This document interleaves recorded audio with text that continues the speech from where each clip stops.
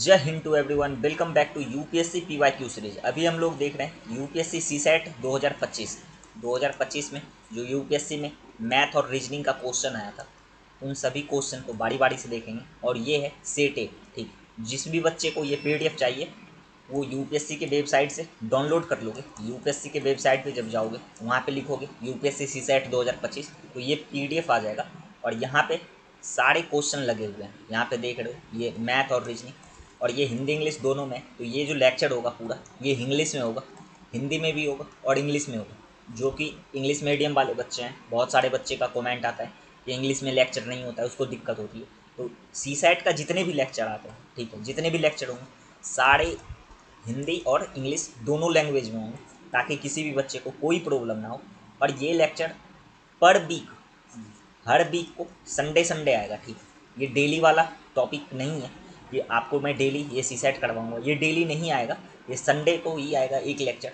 और ये आज है संडे, पता नहीं ये लेक्चर किस दिन डलती है, बट आज संडे को ही ये वीडियो बन रही है आपकी। यहाँ पे देखोगे सारे क्वेश्चन है। और देखो यूपीएससी में ना, जैसे आपको हमने जब जीएस का पीवाईक्यू करवाया, ठीक है, और जो पीवाईक्यू का टॉपिक चल रहा है वहाँ पे देखते होंगे कि बहुत सारे क्वेश्चन क्या होता है, रिपीट होता है, रिपीट। तो यहाँ पर भी यूपीएससी के बहुत सारे क्वेश्चन क्या होता है, उसका कॉन्सेप्ट उठा के रिपीट कर देता है।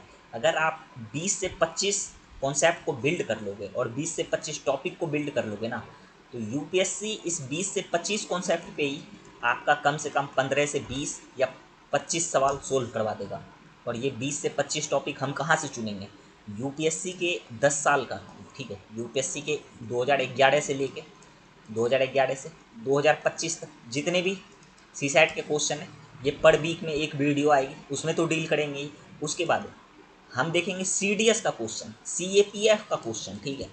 और यहाँ से देखेंगे लिंकेज कि कैसे इस दोनों एग्जाम का क्वेश्चन यूपीएससी अपने एग्जाम में रिपीट करता है, ये भी लिंक करके बताएंगे आपको। बहुत सारे क्वेश्चन मैंने देखे, बहुत सारे कॉन्सेप्ट जो कि सीडीएस में पूछा गया है, और वो एज इट इज उठा के यूपीएससी सीएसई में डाल देता है। आप लोग खुद सोचो, जब जीएस का क्वेश्चन, जीएस जो कि पीवाईक्यू अभी करवा रहे हैं, उसका क्वेश्चन जब रिपीट हो सकता है, तो सीसेट का क्वेश्चन नहीं रिपीट करेगा यूपीएससी? ऐसा सीसेट में तो वो ऐसा बोला नहीं है कि सीसेट का क्वेश्चन सीडीएस के क्वेश्चन के लिए तुम मत देखो। सीसेट के लिए सीडीएस भी देखेंगे, सीएपीएफ भी देखेंगे, जितने भी एग्जाम यूपीएससी करवाता है सबको देखेंगे। लेकिन पहले यूपीएससी के जितने भी ईयर का अभी क्वेश्चन नेट पे मुझे मिलेगा, उन सारे एग्ज़ाम के क्वेश्चन को पर वीक संडे संडे एक ऐसा लेक्चर आएगा जिसमें कि देख रहे हो ये सारे क्वेश्चन हिंदी इंग्लिश दोनों लैंग्वेज में मिलेंगे। चलो, ये आपने समझ गया कि इस टॉपिक को शुरू कैसे करेंगे।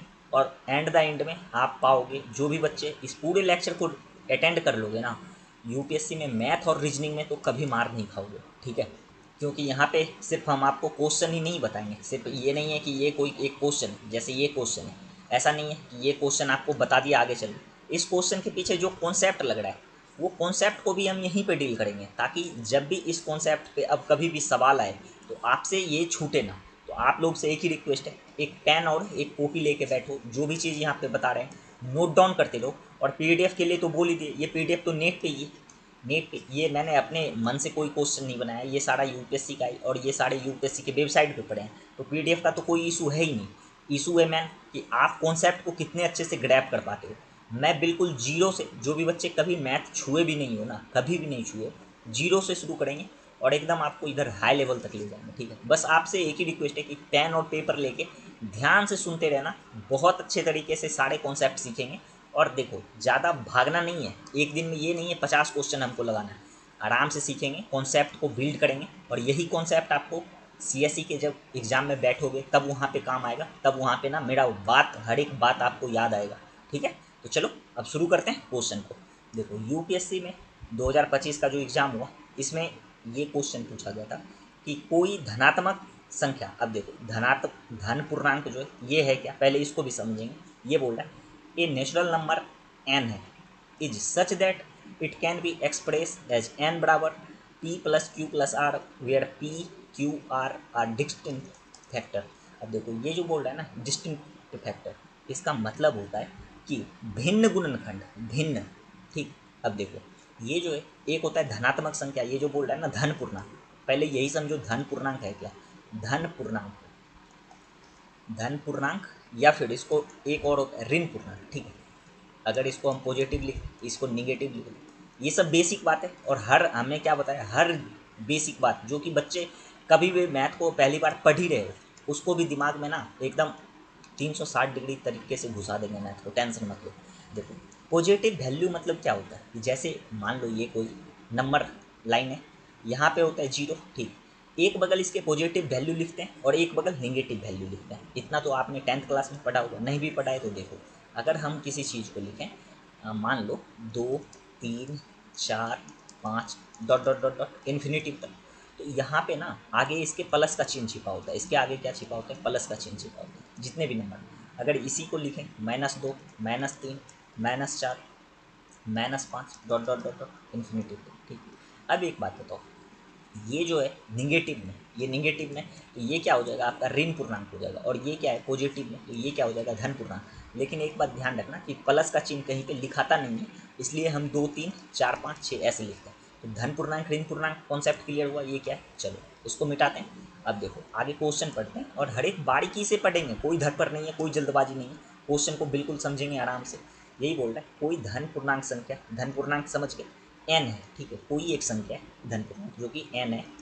अब बोल रहा है n को कैसे लिखाइए, p plus Q plus R, मतलब n का कोई एक मान होगा, यही बोल रहा है। n नेचुरल नंबर है, n बराबर such that it can be express as n बराबर p plus Q plus R, ठीक है। n कोई एक नंबर है जो कि इस तीनों को जोड़ने पे इसके बराबर आता है। मान लो मैं एक बात बताता हूँ कि कोई एक ऐसा नंबर लो, जैसे एग्जाम्पल दे रहे हैं, एग्जाम्पल यहाँ पे हम रखते हैं मान लो 7, ठीक है। तो 7 को कौन कौन से नंबर को जोड़ के 7 आप पूरा सकते हो, तो देखो अगर हम यहाँ पे 2 लिख दें, ठीक है, यहाँ पे 3 लिख दें, तो 2 3 कितना हो गया, 5 हो गया।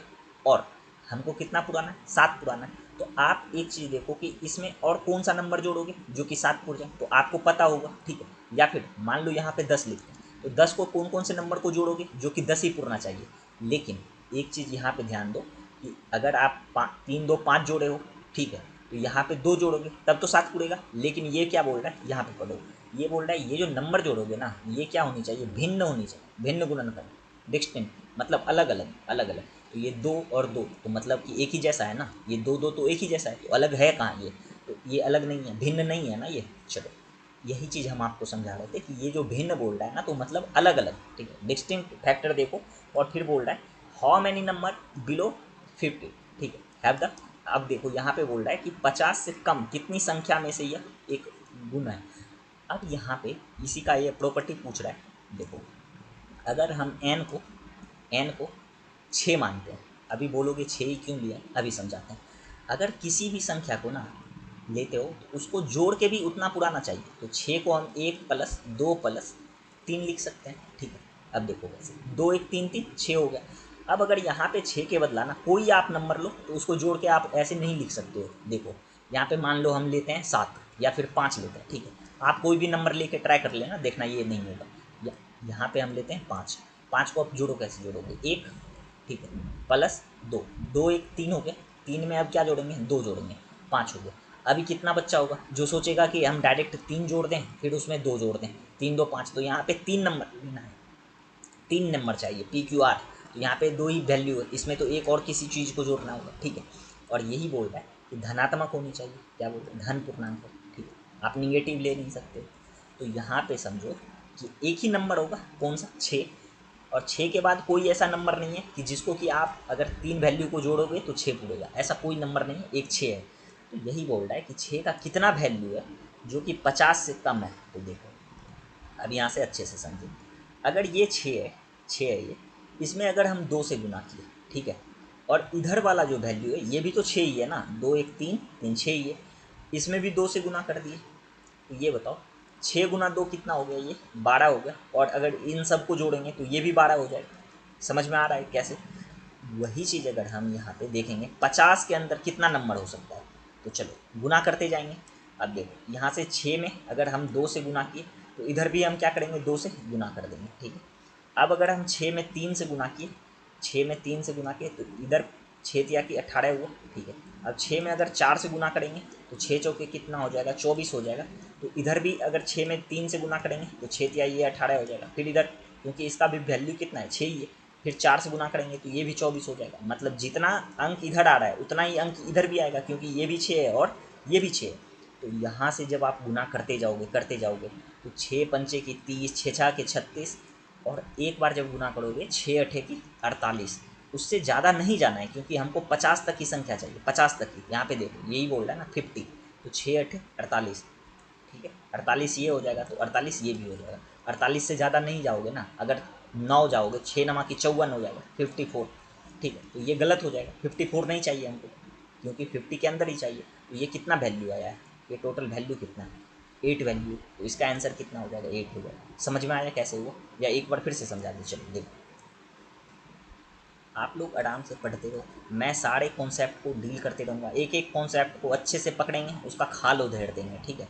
अभी देखो यही बोल रहा है, इसको एक बार फिर से फिनिश करते हैं और अच्छे से समझाते हैं। ये समझो ही मत कि आप लोग ऑनलाइन में पढ़ रहे हो, बिल्कुल भी नहीं, बिल्कुल आप लोग ऑफलाइन में पढ़ रहे हो। देखो यहाँ पे क्या बोल रहा है कि एन कोई एक नंबर है और इस एन में ना 3 संख्या को जोड़ना है, पी को जोड़ना है, क्यू को जोड़ना है और आर को जोड़ना है। इस 3 को जोड़ के इसके बराबर करना है। तो ऐसा संख्या कोई खोजो जो कि 3 को जोड़ोगे ना तो ये पुड़ेगा। तो हमने इस संख्या को लिया था 6 माना था, ठीक है, क्योंकि 6 के बाद कोई ऐसा संख्या है ही नहीं जिसको कि 3 संख्या को जोड़ोगे तो ये पुड़ जाएगा इतना n के बराबर। अगर यहाँ पे हमने 8 लिया तो 8 को अगर जोड़ेंगे तो नहीं पुड़ेगा। पूछो कैसे, देखो अगर हम 2 जोड़े, उसके बाद मान लो हमने 3 जोड़ दिया, 3 2 5, 5 उसके बाद कितना जोड़ोगे, 5 3 की 8। तो यहाँ पे देखो 3 2 बार आ गया, लेकिन 2 बार नहीं आनी चाहिए क्योंकि यहाँ पे क्वेश्चन क्या बोल रहा है, ये भिन्न होनी चाहिए, भिन्न एन के भिन्न गुणनखंड है। यहाँ पे वही बोल रहा है ना कि डिस्टिंक्ट फैक्टर ऑफ एन। तो ये जो डिस्टिंक्ट है, ये जो भिन्न बोल रहा है, तो अलग अलग होनी चाहिए। ये तो समान हो गया 3 3, तो ये तो नहीं होगा, ठीक है। तो इसलिए एक ही फैक्टर है ये 6 वाला। ये 6 को लिखोगे कैसे, 1 + 2, 2 1 कितना हो गया 3 और 3। तो देखो ये तीनों नंबर अलग अलग है। अब हम क्या किए कि अगर 6 में इधर 2 से गुना किए तो इधर भी 2 से गुना करेंगे। अभी पूछोगे कि 2 से ही गुना क्यों कर रहे हैं, क्योंकि हमको 50 तक जाना है, 50 तक, इसलिए 2 से गुना किए। तो 6 दूनी की यहाँ पे 12 ही आया, ठीक है। यहाँ पे गुना किए तो कितना है, ये 12 ही पूरा है। और इधर भी ये 6 भी है, ये भी तो 6 ही है ना, इसको भी 2 से गुना करेंगे तो ये भी 12 ही है। अगर हम इसको 3 से गुना करेंगे तो ये 18 हो जाएगा और ये भी 18, ये भी 50 से भी कम ही है। फिर 4 से गुना किए तो ये 24 आया। फिर 5 से गुना किए तो कितना आया, 30 आया, ठीक। फिर 6 से गुना किए 36 आया।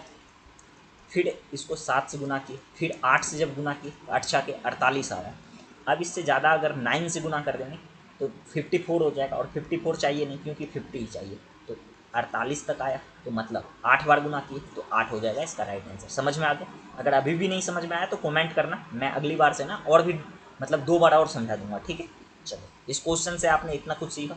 और देखो एक चीज़ हमेशा ध्यान रखो, अगर ये वाला जैसे टॉपिक आए, ठीक, ये गुणनखंड क्या है, धनात्मक पूर्णांक क्या है, ऋणात्मक पूर्णांक क्या है, ये छोटी छोटी बात को भी मैं बताते चलूँगा। जो जिसको पता होगा उसका रिवीजन हो जाएगा, जिसको नहीं पता है सबको साथ में लेके चलना है। सबका साथ सबका विकास, हमारे मोदी जी बोलते हैं, तो वही काम यहाँ भी करना है, सबको साथ में लेके चलना है।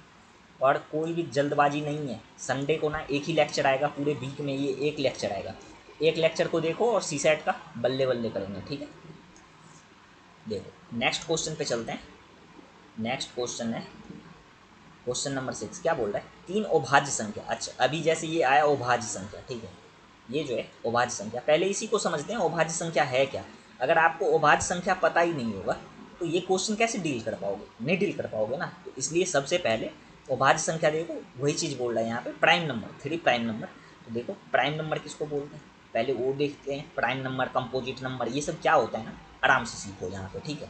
और यहाँ पे जो चीज़ अभी बता रहे हैं उसको कॉपी में ना नोट डाउन कर लो, क्योंकि वो आने वाले जब नंबर सिस्टम देखोगे ना या टॉपिक वाइज जब पढ़ाएंगे, ठीक, कभी अगर टाइम मिल गया, क्योंकि अभी तो PYQ ही करना है, अगर कभी टाइम मिल गया तो नंबर सिस्टम जब करवाएंगे तो वहाँ पे ये चीज़ बहुत ज़्यादा काम आएगा। और नंबर सिस्टम से 15 से 20 क्वेश्चन निकलते हैं। तो देखो नंबर सिस्टम का ना सबसे पहला चीज़ होता है कि संख्या है क्या, वहीं से तो बना ये अभाज्य संख्या क्या है, भाज्य संख्या क्या है, उसको भी समझते हैं। पहले इसी को समझते हैं, संख्या क्या है, ठीक है। अभी संख्या के समझने से पहले ना आप नंबर लाइन समझो एक बार। अभी जो नंबर लाइन पीछे बता रहे थे, देखो ये नंबर लाइन होता है, यहाँ पे क्या होता है, ये 0 होता है, ठीक है, ये 0 होता है। और अगर इधर बढ़ोगे आप, इधर जब जाओगे तो इधर प्लस होता है, ठीक है। अगर यहाँ पे हम लिखें 1, यहाँ पे लिखें 2, इधर 3, और ये इन्फिनेटिव तक चला जाता है, बहुत सारा नंबर होते हैं इन्फिनेटिव तक, तो इसके आगे ना इधर प्लस लगा रहता है। क्या लगा रहता है? इधर प्लस। और जैसे ही आप जीरो के दूसरी साइड बढ़ोगे, मतलब इधर बढ़ोगे, इधर क्या होता है, वैल्यू घटते चला जाता है। जैसे यहाँ पे हो जाएगा -1, ठीक है।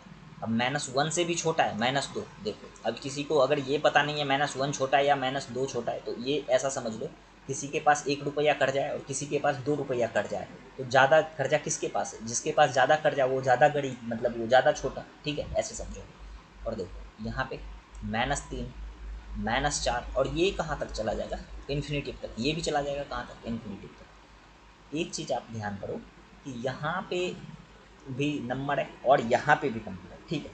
तो इंटीजर जो होता है ना, पूर्णांक, अगर यहाँ पे कहीं पे आ जाए, इस क्वेश्चन में कहीं पे आ जाए कि पूर्णांक, ठीक है, तो पूर्णांक आप किसको मानोगे? पूर्णांक में ये सारे आएंगे, ठीक है। पूर्णांक, पूर्णांक ये भी है, ये भी है, ये सारे जितने भी हैं, ये लिखा हुआ नंबर जो पूर्ण अंक है, पूर्ण अंक, पूर्ण अंक। पूर्णांक में देखो, पढ़ो, पूर्ण अंक मतलब जो पूर्ण अंक है उसको क्या बोलेंगे? पूर्णांक। समझ में आ गया ना पूर्णांक क्या? अब देखो, नंबर लाइन तो ये तो समझ गए, नंबर लाइन में पॉजिटिव साइड किधर होगा, निगेटिव साइड किधर होगा, इतना तो समझ में आ गया। चलो इसको हटाते हैं। अब यहाँ पे देखो, संख्या जो होता है ना, संख्या कितने प्रकार के होते हैं? 2 प्रकार के, ठीक। कितने प्रकार के? 2 प्रकार के। चलो बोलते जाओ मेरे साथ। और यहाँ पे ना ये इससे भी क्वेश्चन आया है, ये चीज़ जो अभी समझा रहे हैं ना, इससे भी क्वेश्चन आया है यूपीएससी में। अभी देखना, जब आगे करवाएंगे, ठीक है, तो वहाँ पे मिलेगा ये। तो पहला होता है रियल नंबर, रियल नंबर, ठीक है, जिसको बोलते हैं वास्तविक संख्या, वास्तविक संख्या। दूसरा होता है आपका इमेजिनरी नंबर,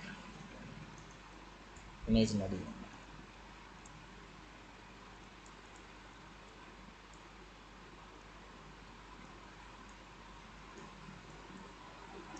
इमेजिनरी नंबर, काल्पनिक संख्या। ये क्या होता है? काल्पनिक संख्या।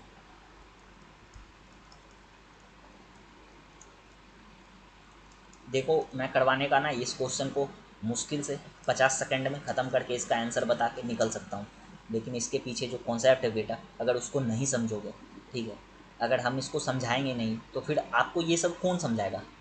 अभी मार्केट में क्या चल रहा है? मार्केट में कोई भी टीचर है, मैं किसी को भी गलत बुरा नहीं बोलता, सब अपने अपने तरीके से सही पढ़ा रहे हैं, लेकिन मुझे ये चीज़ बिल्कुल पसंद नहीं है कि हम यहाँ पे डायरेक्ट कोई क्वेश्चन पे आए, क्वेश्चन को बताए, आगे चल गए। अब बच्चा को इसके पीछे का कॉन्सेप्ट क्लियर ही नहीं होगा, तो फिर आप ही बताओ बेटा कि कैसे नेक्स्ट टाइम जब क्वेश्चन आएगा तो कैसे सोल्व कर पाओगे?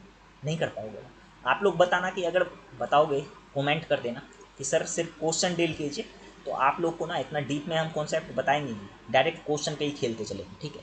अब देखो, यहाँ पे क्या है, ये है रियल नंबर और ये है इमेजिनरी नंबर। अब रियल नंबर में वो सारे संख्या आते हैं जो नंबर लाइन पे लिखा जा सकता है, ठीक है। जो नंबर लाइन अभी बताए थे, नंबर लाइन ऐसे वाले, इधर 0 है, इधर +1, इधर माइनस वाला था, ठीक है, इधर माइनस वैल्यू था निगेटिव और इधर था पॉजिटिव वैल्यू।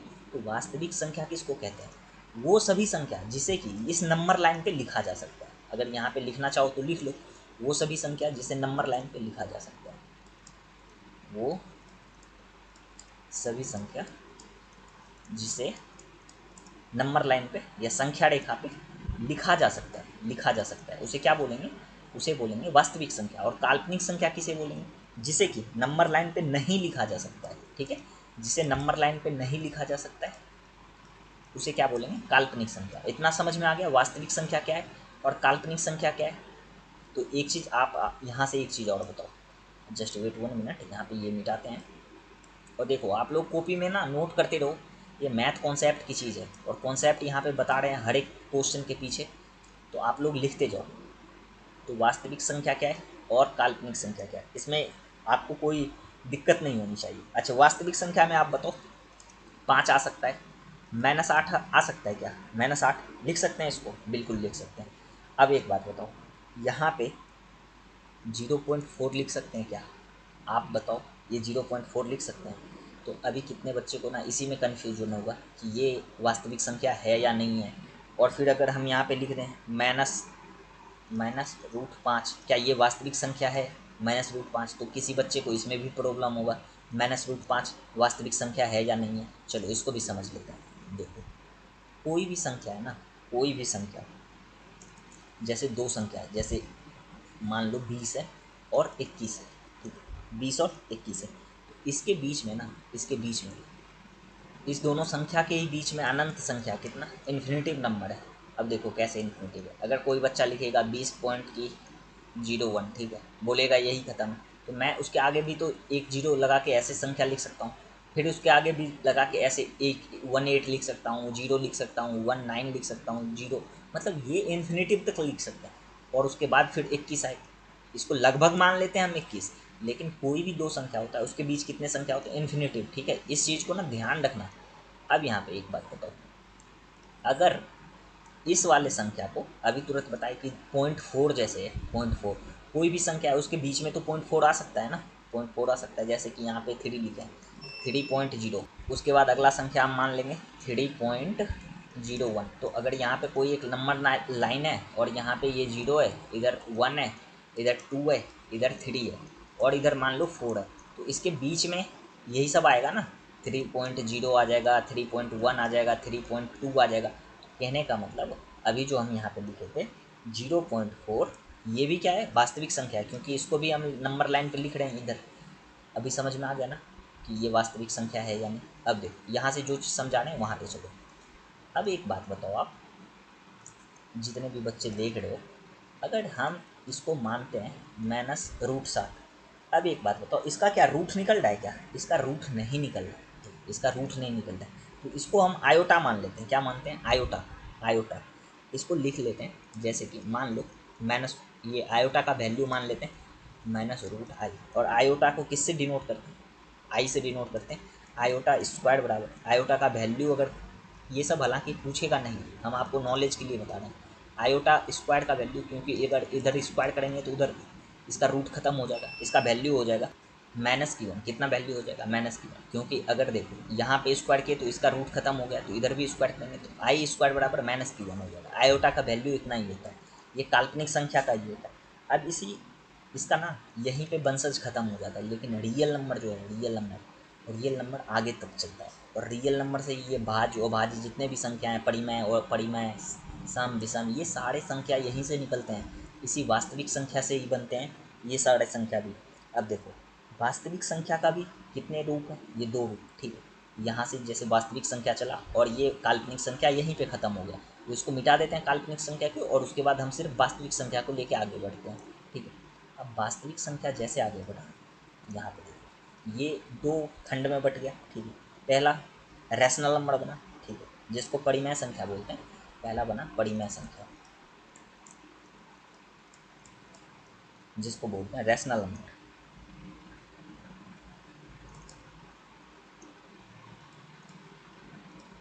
पहला रैशनल नंबर बना, दूसरा बना इरेशनल नंबर, अपरिमेय संख्या। अब देखो रैशनल नंबर किसको कहते हैं, कोई भी संख्या, मतलब XYZ कोई भी संख्या जिसे कि P/Q के रूप में लिख सकते हैं, P/Q के रूप में लिख सकते हैं, उसको रैशनल नंबर बोलेंगे। लेकिन एक चीज़ ध्यान रखो, ये जो Q है, Q का वैल्यू जीरो से क्या होनी चाहिए, हमेशा बड़ा होनी चाहिए, ठीक, जीरो से बड़ा होनी चाहिए। आप यहाँ पे देखोगे 7 जैसे 2 है, ये क्या है, रैशनल नंबर है, इसको क्या बोल सकते हैं, रैशनल नंबर बोल सकते हैं, क्योंकि दो जो है जीरो से बड़ा है ना, ये अगर हम इसको P माने हैं, इसको Q माने हैं, तो आप एक बात बताओ, P का वैल्यू 7 है, Q का वैल्यू कितना है, 2। अभी क्या बताए कि Q का वैल्यू जीरो से बड़ा होनी चाहिए, जीरो से बड़ा होगा तभी वो परिमेय संख्या होगा, तभी वो रैशनल नंबर होगा, ठीक है। अगर यहाँ पे मान लो 7 मानते हैं, यहाँ पे जीरो ही है, जीरो है, ठीक है, यहाँ पे 7/0, तो जीरो से बड़ा होनी चाहिए, और यहाँ पे है कितना, जीरो, तो ये रैशनल नंबर होगा, आप लोग खुद बताओ, हमने क्या बताया, इसका वैल्यू जीरो से बड़ा होनी चाहिए, ये रैशनल नंबर नहीं है। समझ में आ गया ना कैसे। अब यहाँ पे देखोगे तो इरेशनल नंबर में क्या आता है, इरेशनल नंबर रूट का जितना जैसे संख्या है जिसका रूट नहीं निकल रहा है, जैसे कि देखोगे कोई संख्या जैसे 2 है, √2, ठीक है, √3, ये सब क्या है, इरेशनल नंबर है। जैसे मान लो √5, ये भी इरेशनल नंबर है।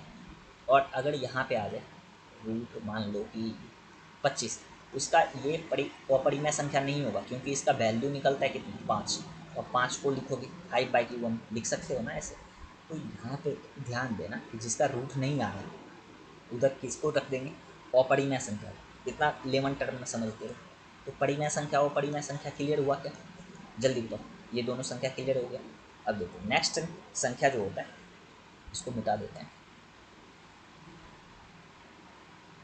तो 2-3 संख्या और बताते हैं, या फिर डायरेक्ट हम आपको अभाज्य संख्या ही बताएं क्या? और जब नंबर सिस्टम पढ़ाएंगे तब ये सबको ना डिटेल से पढ़ा देंगे, ठीक है। देखो अभाज्य संख्या ही देख लो डायरेक्ट, क्योंकि फिर ज़्यादा लंबा ना अभी टॉपिक खिंच जाएगा और हम अभी जो पढ़ा रहे हैं वो फिर हम मुद्दे से भटक जाएंगे। अभाज्य संख्या जो होता है, तो एक चीज़ आप नोटिस करो, कोई भी संख्या है ना, XYZ कोई संख्या हो, तो नेचुरल नंबर जो होता है, अभी जैसे जैसे ये वास्तविक संख्या में आगे बढ़ते जाओगे तो अभी परिमेय और परिमेय देखो, फिर आगे भी बढ़ोगे, उसके आगे ट्री बढ़ोगे, तो वहाँ पे आएगा एक नेचुरल नंबर, ठीक है, जिसको प्राकृतिक संख्या बोलेंगे, नेचुरल नंबर।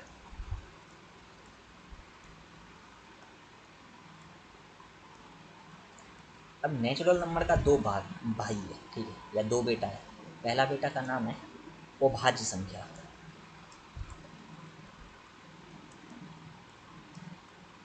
अभाज्य संख्या जिसको बोलते हैं प्राइम नंबर।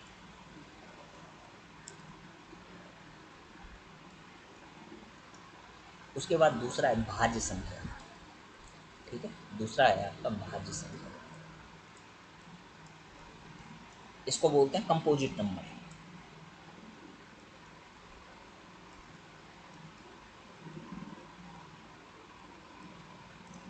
पहला हो गया आपका अभाज्य संख्या, दूसरा भाज्य संख्या। देखिए अभाज्य संख्या में ये जो अभाज्य संख्या, इसमें ऐसे फैक्टर को रखते हैं, ऐसे फैक्टर या ऐसे संख्या को रखते हैं।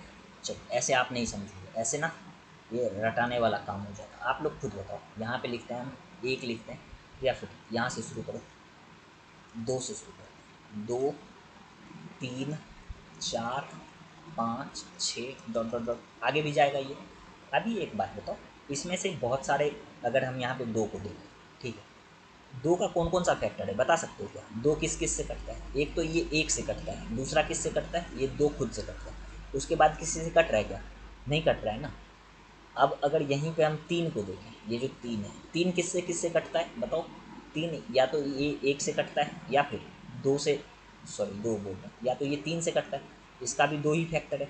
अब अगर हम 4 को देखेंगे, 4 बताओ किससे किससे कटता है? 4 को जैसे देखोगे ना, 4 1 से भी कट जाता है। 1 से ना दुनिया का हर एक संख्या कटता है, ये ध्यान रखना। 1 से भी कट रहा है, ये 2 से भी कट रहा है, और ये 4 खुद से भी कट रहा है। मतलब इसका कितना फैक्टर हो गया? ये देखो 3 हो गया, और इन सब का कितना था? 2 2 था। अब यहाँ पे 5 को देखो, जो चीज़ समझा रहे हैं ना ये बहुत ही ज़्यादा इंपॉर्टेंट है, इसको ध्यान से समझो। ये 5 है, 5 किससे किससे कटता है? अभी तुरंत बताया, 1 से तो सारे संख्या कटते हैं, 1 से तो कटेगा ही, उसके बाद 5 खुद से कटता है, ठीक है। इसका भी कितना फैक्टर? 2 फैक्टर। अब देखो 6 है, यहाँ पे ये 6 है, 6 किससे किससे कटता है? 6 कटता है 1 से कटता है, 2 से कटता है, 3 से कटता है, उसके बाद 6 खुद से भी कटता है। इसका भी कितना फैक्टर हो गया? इसका 4 फैक्टर। तो हमेशा ध्यान रखो, जिसका भी केवल 2 फैक्टर है, कितना फैक्टर? केवल 2 फैक्टर, केवल 2 फैक्टर, केवल 2 फैक्टर, मतलब जिसका केवल 2 गुणनखंड है, वो सारे के सारे अभाज्य संख्या होंगे। सारा क्या होगा? अभाज्य संख्या। अब आगे भी होगा, आगे जैसे आप लिखना चाहोगे तो यहाँ पे देखोगे 7 है, 8 है। अब 8 में देखोगे तो 8 का भी बहुत सारा फैक्टर हो जाएगा, फिर 9 है, 10 है, इतना करते रहोगे तो आपको पता चलेगा कि हाँ, अगर यहाँ पे 7 है, 7 का देखोगे तो इसका भी 2 ही फैक्टर है, 1 है और 7 है। उसके अलावा ये किसी से नहीं कटता है 7, ठीक है। अगर यहीं पे 8 देखोगे तो ये 1 से भी कट रहा है, 2 से भी कट रहा है, 4 से भी कट रहा है, ठीक है, 8 खुद से भी कट रहा है, उसके बहुत सारे फैक्टर हैं।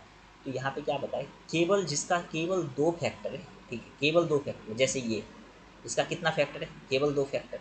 अगर यहाँ पे ये देखोगे, इसका कितना फैक्टर है? केवल 2 फैक्टर है। अच्छा ये कलर हटाते हैं, दूसरा कलर। यहाँ पे देखो, ये 1 और 3 है, इसका भी कितना फैक्टर? केवल 2 फैक्टर है। इसका कितना फैक्टर है? केवल 2 फैक्टर। ये भी केवल 2 फैक्टर। तो केवल 2 फैक्टर वाले जितने भी हैं वो सब के सब क्या है? प्राइम नंबर है, ठीक है, वो सब के सब प्राइम नंबर है। और जिसका भी 2 से अधिक फैक्टर है, जिसका 2 से अधिक है, अधिक फैक्टर है, वो सब के सब कंपोजिट नंबर हो जाएंगे। कंपोजिट नंबर में कौन कौन आ जाए, जैसे ये देखो ये 4 है ना, इसका कितने फैक्टर है, 3 फैक्टर है, 1 2 4 है, ये 4 हो गया, ठीक है, ये कंपोजिट नंबर हो जाएगा। 6 हो जाएगा कंपोजिट नंबर, मतलब कि भाज्य संख्या 6 हो जाएगा।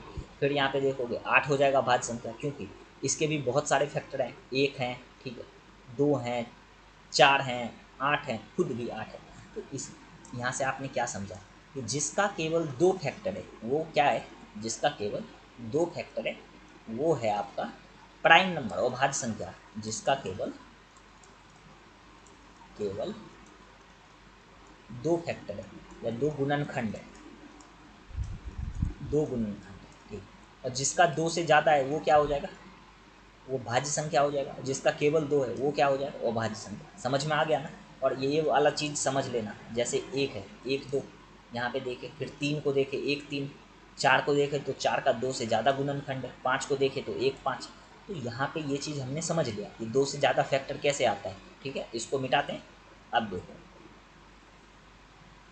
अभी तो अब मज़ा आएगा। यहाँ पे हमने क्या बताया कि जिसका केवल 2 गुणनखंड है, केवल 2 गुणनखंड है, वो सारे के सारे क्या हैं, अभाज्य संख्या है। और जिसका 2 से ज़्यादा गुणनखंड है मतलब वो भाज्य संख्या है। तो इसका गुणनखंड कितना होगा, केवल 2 गुणनखंड, केवल 2 गुणनखंड, ठीक है।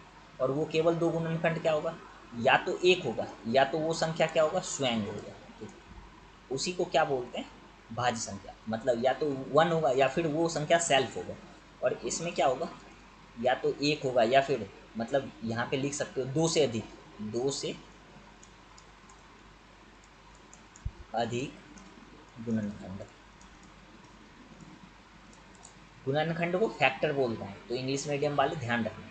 अभी यहाँ से एक बात बताओ कि अभाज्य संख्या में कितने फैक्टर, केवल 2 फैक्टर। और भाज्य संख्या में कितने फैक्टर, 2 से अधिक फैक्टर। ये चीज़ समझ गए ना, भाज्य और अभाज्य। अभी जहाँ पे समझा रहे हैं वहाँ पे चलो। अब यही बोल रहा है कि अभाज्य संख्या, यही बोल रहा है 3 अभाज्य संख्या PQR। अब एक बात बताओ, अभाज्य संख्या तो पता चल गया क्या है। अभी यहाँ पे देखते हैं PQR क्या है, ये एग्जाम्पल में ये एक, मतलब ये क्वेश्चन क्या कह रहा है, ये सब कुछ देखेंगे। लेकिन पहले ये बताओ, अभाज्य संख्या क्लियर हुआ। चलो इसको मिटाते हैं, ठीक है। और जब नंबर सिस्टम पढ़ाएंगे तो ये सब चीज़ डिटेल से बता देंगे, अगर टाइम मिला तभी नंबर सिस्टम पढ़ाएंगे। पहले तो इतना पेड बैच ये सब है ना, दिमाग खराब होता है पढ़ाते पढ़ाते। देखो इसका आंसर कितना, एक। देखो ये बोल रहा है कि 3 अभाज्य संख्या है, 3 क्या अभाज्य संख्या, जो कि PQR है। और प्रत्येक 20 से कम है, मतलब आपको 3 अभाज्य संख्या लेना है। कौन सा संख्या, कौन सा लेना है, अभाज्य संख्या, अभाज्य संख्या। यही बोल रहा है 3 प्राइम नंबर चाहिए, 3 प्राइम नंबर। अब एक बात बताओ, ये जो अभाज्य संख्या है इसको 20 से कम चाहिए, और ये बोल रहा है P माइनस क्यू और Q माइनस आर है, मतलब ये दोनों बराबर है। अगर 3 हम कोई संख्या ले रहे हैं, PQR मान लो 3 कोई संख्या लेंगे, तो उसमें ये वाला भी कंडीशन फॉलो होनी चाहिए, ठीक, ये वाला कंडीशन भी फॉलो होनी चाहिए कि P minus Q, Q minus R, ठीक है। अब एक चीज़ ना यहाँ पे नोटिस करो, और एक चीज़ ना और लिख ही लो, यहीं पे लिख लो। ये अभाज्य संख्या है ना, अभाज्य संख्या प्राइम नंबर है, यहीं पे लिख लो, ठीक है। जहाँ पे ये लिख रहे हो ना वहीं पे लिख लो। बहुत ज़्यादा ये अगर आपको याद रहेगा ना तो क्वेश्चन को ऐसे डील कर लोगे कभी कभी, अगर ये आ जाए। देखो 3 लगातार जो अभाज्य संख्या है ना, 3 लगातार अभाज्य संख्या का एक ही पैड बनता है, 3 लगातार अभाज्य संख्या। ऐसे अभाज्य को ऐसे लिख दें क्या, अभाज्य समझ जाओगे ना, ये अभाज्य लिखें 3 लगातार प्राइम नंबर, ये है 3 5 और 7। देखो ये 3 लगातार है, उसके बाद कोई भी अभाज्य संख्या नहीं है जो ऐसे लगातार है, ठीक है। ध्यान रखना कि अगर कोई पूछ ले कि 3 अभाज्य लगातार संख्या बताओ तो कौन कौन है, तो आप पट से बता देना 3 5 और 7 है। अब देखो एक चीज़ और नोटिस करो कि एक है ना, एक एक एक ना तो अभाज्य संख्या है और ना ही भाज्य संख्या है, इसके बारे में भी लिख लो स्टार बना के। एक ना तो, यह ना तो अभाज्य संख्या है, ये नाइदर, अगर एक के बारे में देखोगे 1 इज, इंग्लिश में लिखोगे 1 is neither prime nor composite number, ठीक है। एक ना तो अभाज्य संख्या है और ना ही यह भाज्य संख्या है, ठीक है। अब एक के बारे में समझ गया। अब तीन लगातार अभाज्य संख्या कौन कौन सा है? अगर थ्री कंजिक्यूटिव प्राइम नंबर पूछेंगे तो आप क्या बताओगे? ये 3, 5 और 7 है, ठीक है। ये 2 पॉइंट तो आपने यहाँ से लिखा। अब देखो 1 से 100 तक में ना कभी कभी ऐसे पूछ देता है कि इतना बताओ अभाज्य संख्या कितना होगा। तो यहाँ पे नेक्स्ट स्टार बना के लिख लो आप कि 1 से 50 तक में, 1 से 50 तक में, ठीक है, 1 से लेके 50 तक में कितने प्राइम नंबर होते हैं? तो यहाँ से 15 प्राइम नंबर होते हैं। अगर आप 1 से लेके 50 तक गिनती लिखोगे तो उसमें 15 प्राइम नंबर मिलेंगे, ठीक है। और अगर वहीं पे आप 1 से लेके 100 तक लिखो, ठीक है, तो इसमें 10 प्राइम नंबर और जुड़ जाते हैं। इसमें 10 प्राइम नंबर और जुड़ते हैं तो टोटल कितने हो जाएंगे 1 से लेके 100 तक में? 25 हो जाएंगे। 15 ये और 10 50 से लेके 100 तक के लिए। 50 से 100 के बीच में फिर उधर जाओगे तो उधर कितने मिलेंगे? 10 मिलेंगे। और टोटल इधर ये 15 है और 15 10 की कितनी हो जाएगी? 25 हो जाएगी। तो 1 से 100 तक में 25 हो जाएंगे, ठीक है। अब देखो इसको हम हटाते हैं। 1 से 50 तक में 15 हो गया प्राइम नंबर और 1 से 100 तक में कितने हो गए? 25, ठीक है। 1 से 100 तक में 25 प्राइम नंबर हो गए। इस दोनों पॉइंट को भी ध्यान रखना। और एक पॉइंट और देखोगे तो हालांकि इसका कोई ज़रूरत नहीं है, याद रखना चाहोगे रख लेना। 1 से 200 तक में, 1 से लेके 200 के बीच 46 कितने? 46 प्राइम नंबर होते हैं, ठीक है। 1 से 200 के बीच 46 प्राइम नंबर होते हैं। और 1 से लेके 1000 के बीच, 1 से लेके 1000 के बीच 168 प्राइम नंबर होते हैं, ठीक। इतना पॉइंट ध्यान रख लेना प्राइम नंबर से, कौन सा प्राइम नंबर कैसे होता है। और कभी भी दो जैसे प्राइम नंबर, ठीक है, या फिर इन सब चीज़ को ना अब रहने दो, आगे ज़्यादा पढ़ा देंगे ना तो फिर ये नंबर सिस्टम का ही लेक्चर हो जाएगा। ये सब ना नंबर सिस्टम अगर कभी टाइम मिला तो नंबर सिस्टम में डील कर देंगे। आपको जो अभाज्य संख्या सिखा रहे थे वो सीख गए क्या? नंबर सिस्टम अपने आप में बहुत बड़ा चैप्टर है। नंबर सिस्टम ना सिस्टम अपने आप में इतना बड़ा चैप्टर है कि यूपीएससी हर साल 10 से 12 क्वेश्चन यहाँ से पूछ रहा है एक चैप्टर से। ये सिंगल चैप्टर है नंबर सिस्टम, यहाँ से 10 से 12 क्वेश्चन पूछ रहा है। और ये जो अभी पढ़ा रहे थे ना, ये प्राइम नंबर को प्राइम नंबर और ऊपर पढ़ा रहे थे रैशनल नंबर इरेशनल नंबर, ये सब नंबर सिस्टम का ही पार्ट है। तो नंबर सिस्टम अगर कभी मैं पढ़ाया तो बिल्कुल डिटेल से डीप में पढ़ाऊँगा, ठीक। पहले टाइम तो मिलनी चाहिए इतनी। अब देखो यहाँ पे क्या बोल रहा है, तीन अभाज्य संख्या, तीन अभाज्य संख्या है पी क्यू और आर। और प्रत्येक प्रत्येक 20 से कम, ठीक है, 20 से कम है मतलब अभाज्य संख्या जो है जैसे कि 2, 3, 5, 7, ठीक है, 11, 13, 15, 17 और 19, इतना ही अभाज्य संख्या है जो कि 20 से कम है। और एक चीज़ ध्यान रखना कि दो जो है ना, दो दो सबसे छोटा, सबसे छोटा सम अभाज्य संख्या है, सम अभाज्य संख्या है, ठीक है। अब यहाँ से हम ये क्यों बता रहे हैं कि ये दो सबसे छोटा सम अभाज्य संख्या है? क्योंकि जब आप 3 में ना 2 को जोड़ोगे तभी आपका 5 मिलेगा, जो कि एक ये भी अभाज्य संख्या है, एक अभाज्य संख्या है। अगर आप 3 में, 3 क्या है? एक अभाज्य संख्या। 3 में अगर आप मान लो अगला अभाज्य संख्या कौन सा है? 5 है। ये सॉरी एक मिनट जस्ट वेट, यहाँ पे क्या है? ये 3 है। 3 में अगर अगला अभाज्य संख्या 5 को जोड़ दोगे तो ये कितना हो जाएगा? 8 हो जाएगा। 8 जैसे आया तो ये अभाज्य संख्या है ही नहीं। तो अभाज्य संख्या प्राप्त करने के लिए उसमें कितने जोड़ रहे हैं? 2 जोड़ रहे हैं। जैसे 7 है, 7 है, ठीक है। और कभी कभी ना 2 से ज़्यादा भी जोड़ रहे हैं, 7 है। अब अगर 7 में ना 11 को जोड़ दोगे, 7 में अगर 11 जोड़े तो क्या मिल गया? यहाँ से देखो 11 7 की 18 हो गया। तो ये अभाज्य संख्या नहीं है, ये फिर भाज्य संख्या हो जाएगा, ठीक है। और यहीं पे अगर हम 11 है, 11 में अगर 2 को जोड़ेंगे तो 13 मिल रहा है। 13 अगेन क्या है? हमारा अभाज्य संख्या है। तो ये अभाज्य संख्या निकालने का ये मतलब नहीं है कि आप 2 जोड़ते जाओ तो तभी अभाज्य संख्या निकलेगा। ये कोई फार्मूला नहीं है। ऐसा नहीं निकलता अभाज्य संख्या। अभाज्य संख्या निकालने के लिए 6k प्लस माइनस 1 की फार्मूला है, 6k प्लस माइनस। तो ये वाला फार्मूला जब नंबर सिस्टम पर आएंगे ना तब बताएंगे। अभी ये चीज़ आपको समझा रहे हैं कि अभाज्य संख्या देखो, एक ही सम अभाज्य संख्या है 2, जिसको कि हम अभाज्य संख्या में जोड़ रहे हैं ना, तभी अभाज्य संख्या पे पहुंच गए। अगर यहाँ पे 7 है तो 7 को 7 में कितना जोड़ रहे हैं, 7 4 की 11, 4 जोड़ रहे हैं, 7 4 11। तो 4 में भी 2 तो है या नहीं है ये बताओ। 4 में भी तो 2 है, क्योंकि वहाँ पे अगर यहाँ पे मिटाते हैं और फिर समझाते हैं आपको।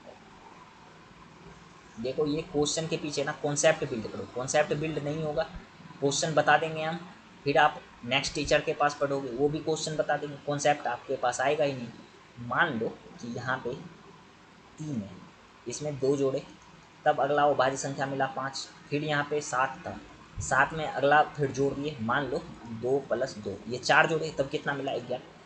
अगर यहाँ पे डायरेक्ट भी तो लिख सकते हो 4, तो 7 में 4 जब जोड़ रहे हो तो उसमें भी 2 आ रहा है ना। तो हम क्या सिखा रहे हैं कि कोई भी अभाज्य संख्या है, अभाज्य संख्या उसमें आप एक सम संख्या जोड़ रहे हो जो कि 2 है, 2 सबसे छोटा सम अभाज्य संख्या है, सबसे छोटा सम अभाज्य संख्या जोड़ रहे हैं, तभी तो अगला अभाज्य संख्या आ रहा है। यही चीज़ हम सिखा रहे हैं। अगर 2 अभाज्य संख्या को आप जोड़ दोगे, जैसे 3 है और 5 है, इसको जोड़ दोगे तो 8 हो जाएगा, जो कि ये अभाज्य संख्या नहीं होगा, फिर ये भाज्य संख्या हो जाएगा, जिसका कि 2 से ज़्यादा फैक्टर हो जाएगा, जिसका 2 से ज़्यादा गुणनखंड हो जाएगा, जैसे 1 2 4 8, इतना संख्या से 8 कटता है, ठीक है। तो ये क्या हो जाएगा, फिर भाज्य संख्या हो जाएगा, ठीक है। चलो इसको मिटाते इधर से। अब देखो यहाँ पे ना क्या बोल रहा है कि 3 अभाज्य संख्या है जो कि पी क्यू आर है, और ये पी क्यू आर का वैल्यू कितना होनी चाहिए, 20 से कम। तो 20 से कम वाला हमने सारा संख्या देख लिया कि 20 से कम कौन कौन सा था। तो 20 से कम में मुझे कौन कौन सा मिला, देखो यहाँ पे 2 मिला, 3 5 7 11 13 15 17 19। अब एक बात बताओ, अगर हम कोई एक संख्या है जैसे कि 2 ही लेते हैं, ठीक है, और इन सभी संख्या को जो आप लोगे ना, इन सारे संख्या को, मान लो यहाँ पे हम एक टेबल बनाते हैं, ठीक है, हाँ बन गया टेबल। यहाँ पे हम पी के लिए लिख लेंगे सारा संख्या, ठीक है। यहाँ पे हम क्यू के लिए लिख लेंगे, उधर आर के लिए। इसमें जो संख्या लिख रहे हैं पी लिख रहे हैं, आप भी बनाओगे तो ऐसा बना लो पी क्यू और आर, क्योंकि यही बोल रहा है पी क्यू आर 3 संख्या है। अरे सॉरी, ये 1 नंबर पे हम पहुँच गए कैसे, 5 ये क्वेश्चन। तो बोल रहा है पी क्यू आर 3 संख्या, तो पी क्यू आर लिखिए। अब यहाँ पे हम कोई एक संख्या ले रहे हैं, जैसे मान लो यहाँ से संख्या ले रहे हैं 3, ठीक, 3 ले रहे हैं, उसके बाद ले रहे हैं 5, फिर ले रहे हैं 7। अब अगला संख्या ले रहे हैं नेक्स्ट, मान लो 3 ही ले रहे हैं, 3 7 11, ठीक। फिर अगला संख्या ले रहे हैं, मान लो 3 11 19, और अगला संख्या एक कौन आएगा, मान लो 7 से अगर शुरू करते हैं, 7 13 19, और अगर नेक्स्ट संख्या एक और देखोगे, एक और संख्या आ जाएगा, 3 7 11, 5 से आ जाएगा, 5 11 19। अब एक बात बताओ, ये टोटल अभाज्य संख्या हैं कितने, मेरे पास कितने अभाज्य संख्या हैं, यहाँ पे देखें 3 5 और 7। अभी कितने बच्चे के दिमाग में चलेगा कि हमने 3 5 7 से ही क्यों लिया। देखो जो भी बच्चे को ना ये चीज़ दिमाग में आया तो बहुत अच्छी बात है, क्योंकि क्वेश्चन बच्चे के दिमाग में आता भी नहीं है मैथ के टाइम पे, और हिंदी मीडियम वाले बच्चे के टाइम पे तो अक्सर देखो पी माइनस क्यू भी तो करना है हमें, और बराबर इसके बराबर लाना है क्यू माइनस आर के, ये क्वेश्चन में दिया है। तो पी का वैल्यू अगर हम 3 रखते हैं, पी का वैल्यू यहाँ से अगर हम उठा के 3 रखते हैं, 3, तो 3 में से कितना घटा रहे हैं, क्यू का वैल्यू कितना है 5, फिर ये बराबर होनी चाहिए, क्यू का वैल्यू कितना है इधर 5, और आर का वैल्यू कितना है 7। तो घटा के देखो एक बार, क्या बराबर आ रहा है दोनों तरफ, इधर घटाओगे तो ये आ गया माइनस का 2, ठीक है, इधर भी घटाओगे तो माइनस का 2, तो मतलब हमारा पी क्यू आर का वैल्यू सही था। ऐसा भी इसमें घटाओगे, 3 में से 7 घटाओगे माइनस का 4, फिर 7 में से 11 घटाओगे माइनस का 4, अगर ऐसे ही घटाओगे तो सारा क्या हो जाएगा, बराबर हो जाएगा, इसलिए पी क्यू आर का वैल्यू ऐसा रख रखा है मैंने, ठीक है। अब यहाँ से क्या बोल रहा है, इसको मिटाते हैं, इसको समझाते हैं, ठीक। देखो ये बोल रहा है P minus Q, Q minus R वाला तो समझ में आ गया क्या है। अभी ये बोल रहा है 20 से कम है। अब एक बात बताओ, कि ये टोटल को जोड़ो कितना हो रहा है, क्योंकि ये P plus Q plus R के लिए ही तो पूछ रहा है ना। अब P plus Q plus R का वैल्यू कितना है, P plus Q plus R, 5 3 8 7 की 15, ये तो पहला 15 आ गया। ये आया 7 3 10 11 10 की 21। अब ये कितना है, ये आ गया आपका 33। और ये कितना है, ये भी 33। 33 आ रहा है, ज़्यादा कुछ आ रहा है। एक बार जोड़ो फिर से वापस से, मुझे लग रहा है कुछ गड़बड़ कर दिया। अब ये जोड़ोगे ना तो ये 39 आ जाएगा, 33 नहीं आएगा, ये 39 आ जाएगा। इसको जोड़ोगे ना तो 11 5 16, ये 9 6 15, ये यहाँ पे अगर 33, ये 33 आया, ठीक है। सही जोड़े हैं टोटल को, 13 7 20, 20 20, ये 39 सही है, बाकी सब ठीक है। तो एक बात बताओ, ये अलग अलग कौन कौन सी संख्या मुझे मिला, मुझे मिला 15 21 33, फिर मिला 33, उसके बाद मिला 39, ठीक है। इतना संख्या मिला है मुझे। लेकिन ये क्या बोल रहा है कि भिन्न मान, ये क्या बोल रहा है, भिन्न मान संभव है, डिस्टिंक्ट पॉसिबल वैल्यू। तो भिन्न कौन कौन सा है, 15 है, 21 है और 33, ये 2 बार आ गया तो मतलब एक ही जैसा है दोनों, तो एक 33 को लिखेंगे और एक 39 को लिखेंगे। तो टोटल भिन्न मान कितना आ गया, टोटल भिन्न मान आया 4। राइट आंसर कितना हो जाएगा, 4 हो जाएगा, ठीक। चलो नेक्स्ट क्वेश्चन देखोगे। तो नेक्स्ट क्वेश्चन क्या कह रहे हैं, इस वाले क्वेश्चन से कितना कॉन्सेप्ट सीखा आपने, कॉन्सेप्ट। अगर इस वाले क्वेश्चन को हमको बताना होता तो डायरेक्ट मुश्किल से 50 सेकंड के अंदर ख़त्म कर सकते थे, लेकिन आपका कॉन्सेप्ट डेवलप करना था, इसलिए इतना डीप है। अब ये बोल रहा है कि पी क्यू आर के कितने ऐसे संभव मान हैं जो 1 + पी 1 + क्यू 1 + आर बराबर 1 है। मतलब कहने का मतलब यही बोल रहा है, how many possible value of P + Q + R there are satisfying 1/p + 1/q + 1/r equal to 1, where P Q and R natural numbers not necessarily. अब यहाँ पे यही बोल रहा है कि पी + क्यू + आर को ना एक करना है, कितना करना है, एक करना है। और इसके लिए ये आवश्यक नहीं है कि उसका भिन्न होना ही चाहिए। तो मान लो कि पी और क्यू + आर, इसका वैल्यू बोल रहा है एक करने के लिए। तो यहाँ पे अगर हम देखें, ये तीन को जोड़ के ना, ये तीन को जोड़ के, इस तीनों का वैल्यू जोड़ के एक उड़ाना है। अब एक बात बताओ, अगर ये मान लो एक को ना ऐसे समझो 100 रुपया है, 100 रुपया को अगर हमको 3 जने में बांटना है, या फिर पहले मानो 2 जने में बांटना है, तो इसको कैसे कितना कितना बांटेंगे, 50 50 रुपया बांट देंगे। अगर इसी को 3 जने में बांटना है तो कितना बांटना पड़ेगा, 33 पॉइंट कुछ रुपया बांटना पड़ेगा एक में, फिर दूसरे में 33 पॉइंट कुछ रुपया, फिर तीसरे में 33 पॉइंट कुछ रुपया। अगर इसी को चार चार आदमी में बांटना है तो कैसे बांटोगे, 25 25 रुपया बांट दोगे सबको, तो मतलब ये 4 आदमी में बट गया। यही बोल रहा है कि इस एक को ना, इस तीनों को जोड़ के एक उड़ाना है, तो पूरा कैसे पूरा होगा, ठीक है। अभी समझ में आ गया ना ये क्वेश्चन कह क्या रहा है। तो पहले क्वेश्चन भी समझो कहता क्या है। यहाँ पे देखो, अगर यहाँ पे हम एक का वैल्यू रख लेते हैं 1/3, फिर इसी का वैल्यू रख लेते हैं 1/3, इसका भी वैल्यू 1/3। अब इस तीनों को जोड़ोगे तो इसका एलसीएम कितना आएगा, एलसीएम आएगा 3। और यहाँ पे निकालोगे तो ये हो जाएगा 1 + 1 + 1। तो कहने का मतलब 3/3 ख़त्म होके कितना हो गया, एक हो गया। तो यहाँ पे एक आ गया ना, इस तीनों का वैल्यू यहाँ से एक आ गया। अब क्या करते हैं, किसी दो को ना ज़्यादा वैल्यू दे देते हैं और किसी एक को कम वैल्यू दे देते हैं। तो पहला एक तो ये सेटिस्फाई हुआ, ठीक है। अब दूसरा क्या करते हैं, एक बच्चे को ज़्यादा वैल्यू दे देते हैं, मतलब एक ही को आधा दे दिए, 1/2 मतलब आधा हिस्सा दे दिए 1 रुपया में से। अब जो ये 1 रुपया बचा है उसको हम बांट देते हैं 1/4, मतलब 25% इसको दे दिए और 25% मतलब 1/4 इसको दे दिए। अब इन सब का जैसे ही वैल्यू निकालोगे ना, जैसे वैल्यू निकालोगे तो उसका एलसीएम कितना हो जाएगा, 4 हो जाएगा। ऊपर कितना हो जाएगा, 2 प्लस ये हो जाएगा 1 प्लस 1, ये भी कितना हो जाएगा 4/4, ये खत्म होके 1। तो कहने का मतलब ये भी हमारा कितना आ गया, 1 आ गया। तो 2 कंडीशन फॉलो हो गया। अब तीसरे कंडीशन को देखोगे तो तीसरा कंडीशन क्या कहता है कि एक कंडीशन हम लेते हैं, मान लो लघुत्तम लेके, एलसीएम लेके करते हैं। जैसे 1/3 पहला रखते हैं, ठीक है। फिर दूसरा रखते हैं 1/2, या फिर इसको भी आगे रख सकते हो, इसको पीछे रख सकते हो 1/6। अब इन सब का जैसे आप एलसीएम लोगे, जैसे इन सब का एलसीएम लोगे तो कितना एलसीएम आ जाएगा, 6 आ जाएगा। और 3 2 2 जा 6 तो 2 ऊपर आ जाएगा, 2 3 जा तो 3 हो जाएगा, +1 हो जाएगा। तो अब इन सब को जोड़ो, 2 3 1 5 1 6/6।